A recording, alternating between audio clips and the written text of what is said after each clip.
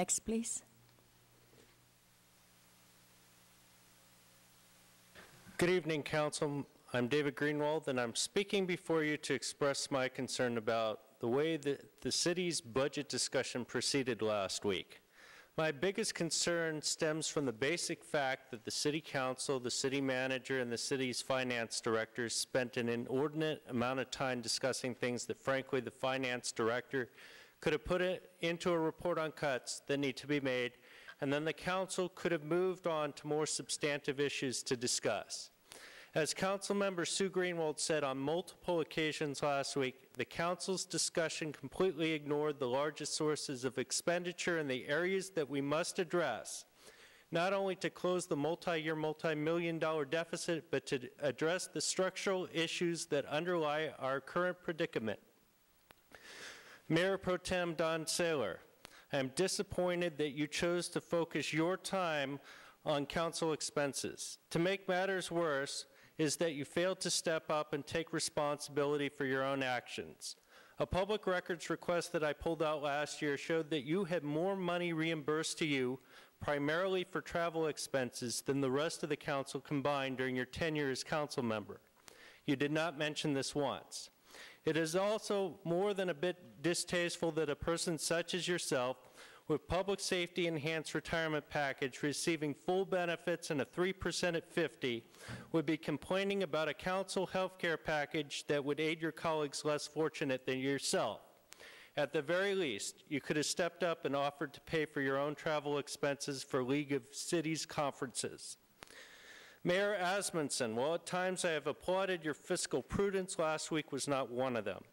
You chose to focus your energies on dollars and cents involved in council meetings. At the same time, you failed to mention the hundreds of thousands, if not millions, that the city is spending on compensation packages that you yourself have acknowledged as problematic.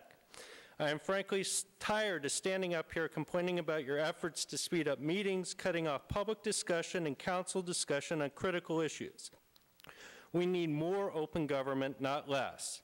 You complained last week about people wasting time discussing issues and then proceeded to waste everyone's time discussing issues of almost no import. Paul Navazio, who's not here, I am most disappointed at you because you understand the big picture here and recognize the problems facing our city if we do not get our fiscal house in order. You and the city manager are ultimately responsible for setting the tone for council to follow. It is instructive to note the difference in how the city council has handled the budget challenges versus how the school district has chosen to handle their sizable fiscal challenges. When school board members suggested cutting travel expenses, Bruce Colby stood up and said, you can do that if you want, you can cut it to zero, but it's not going to do a darn bit of good, and it's certainly not going to help us address our problems.